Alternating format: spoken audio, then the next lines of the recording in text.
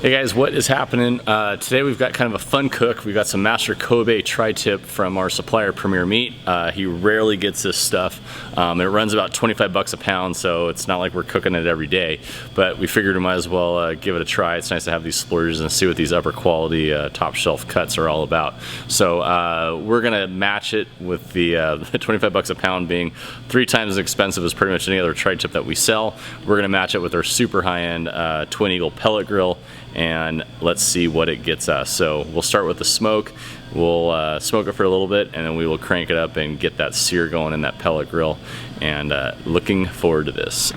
All right, so today we've got the 2 tri-tips that we're going to test. We have the Master Kobe Wagyu, which is pretty rare. In fact, our supplier thinks this might be the last pack that he ever gets. So this stuff is about 25 bucks a pound.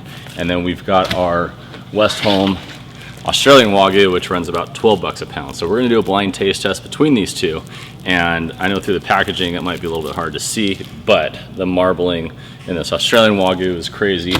And this Master Kobe Wagyu, again, and this comes out of Australia too, is the marbling is insane as well. So it'll be cool once we get these out of the package to really see what it's about. But we'll do a blind taste test. I will be the only one that knows.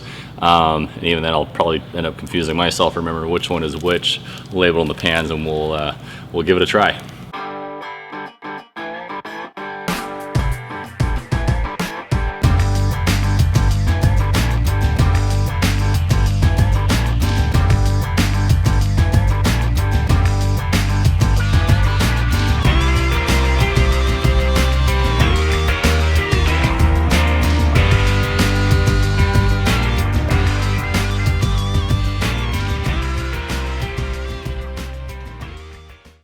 All right, so I went ahead and I pulled the tri-tips out of the package. On the left here I have the Westholme, the regular Australian Wagyu, and it's already like, this Wagyu is super tender, so when you pick it up it really becomes soft in your hands. Here's the Master Kobe here, and again this is out of Australia as well, and it is even more so tender. So these are going to require a little bit of trimming. This is a huge piece. This thing's going to take a while to cook, and then we'll get to it. So my typical is I get rid of the silver skin and any extra little fatty pieces that may be on it, because we just want that marbling to do the talking. So I'll get to trimming these, and we will throw them on the grill. I will keep them separate. Like I said, we'll kind of do a blind taste test with this so we can see what is what. So.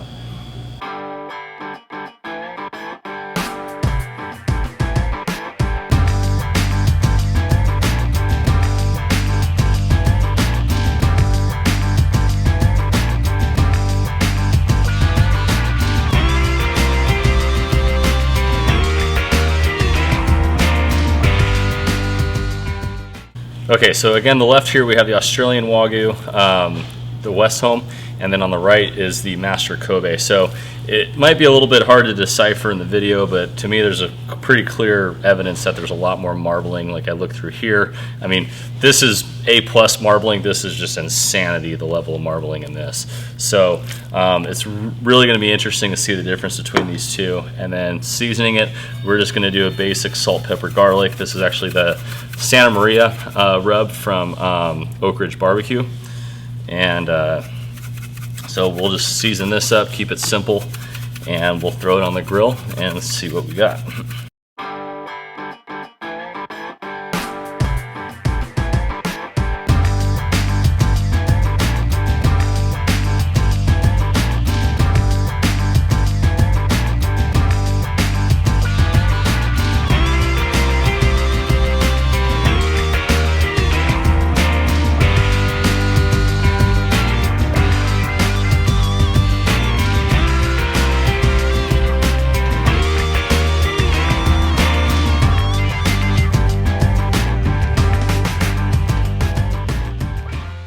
All right, so we're cooking on the Twin Eagle pellet grill. Right now this is the most expensive pellet grill on the market other than the Yoder Cimarron, which is like a total custom deal.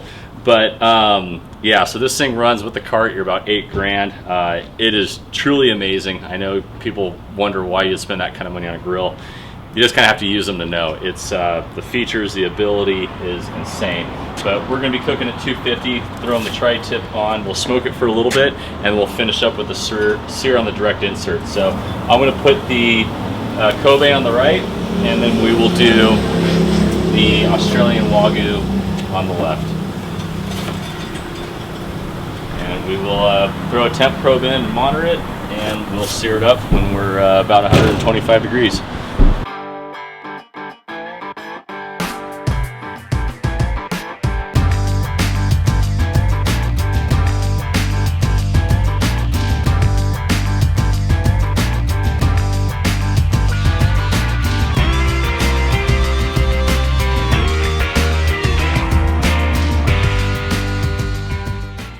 So the unique thing about this grill is that I can set whatever cut of meat that we're doing. So let's see here.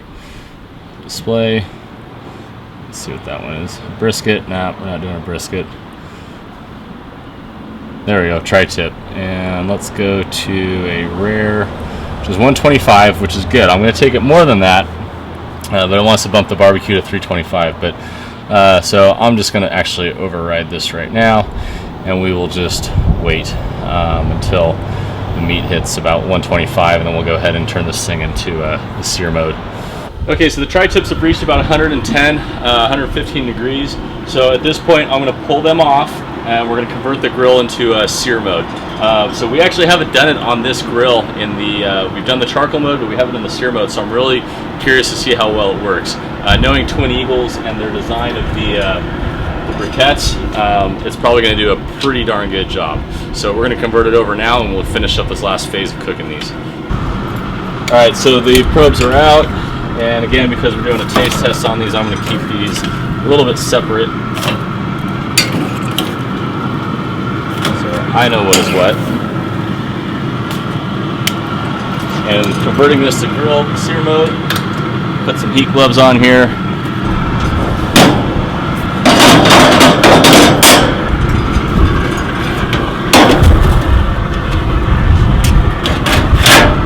Nice and clean, so we'll dirty that thing up. Alright, so put it on sear plate, and we're going to go high with this. You hear the fans spool up on it, and we'll let this thing warm up, and we'll see what it looks like. Should be pretty good.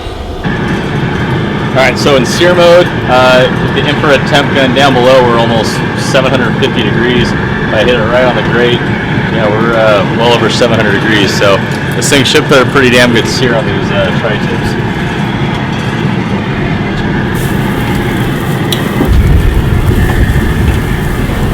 So I'm probably going to actually cook one at lower, like 130, then I'll finish the other one up at 140, just like I typically do.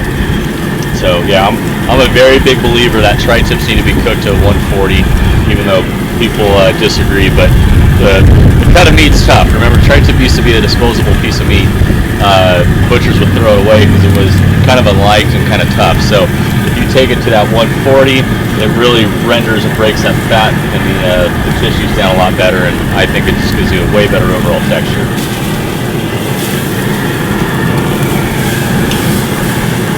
Man, that sear on the outside of that is like perfect. You know, usually we see a lot of really intense flames. You're fearful that you're burning, but that looks absolutely outstanding. So that's kind of the feature of this briquette design that they use in all their gas grills. You know, they know what they're doing as far as that heat, but like I say, usually we see that bit of flame, it kind of scares you a little bit that it's gonna just char it way too much. But this is ideal.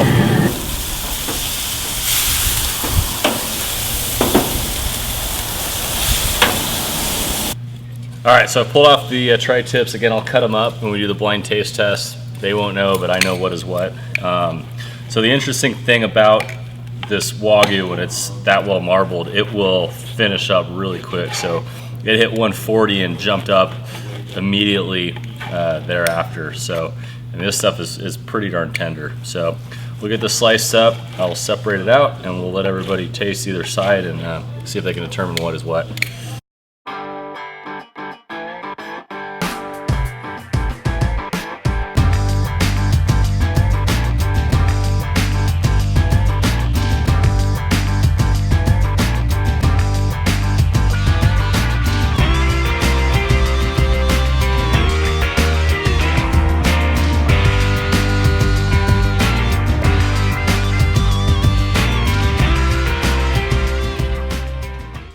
Okay, so pretty much everybody in the shop had a bit, kind of did a blind taste test, not thoroughly scientific, but so this side was the Australian Wagyu, the West Home, and then this is the Australian Wagyu Master Kobe.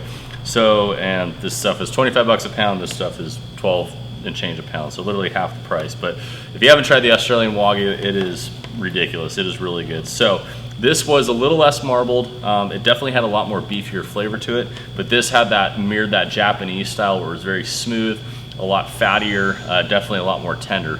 So is it worth the money? I think to dabble every once in a while, it's worth trying, but again, we don't know if we're ever gonna see those again.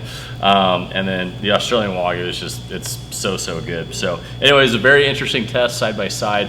We'll definitely compare more down the road, kind of do larger scale tests like this, because it's always interesting to see what other people think of these different meats. But yeah, so I'm going to package up the rest of this and take it home with me. I will say I did overcook it a little bit. That's the downside of being in the shop and trying to cook. Sometimes you multitask, somebody grabs you and you miss your point. So I overcooked these probably by about 5 degrees, but they were still super tender. The Wagyu, I would say you could get away with finishing them at like that 130, 135 range and let that fat take over. So anyways, that's the conclusion of the test, and stay tuned for more.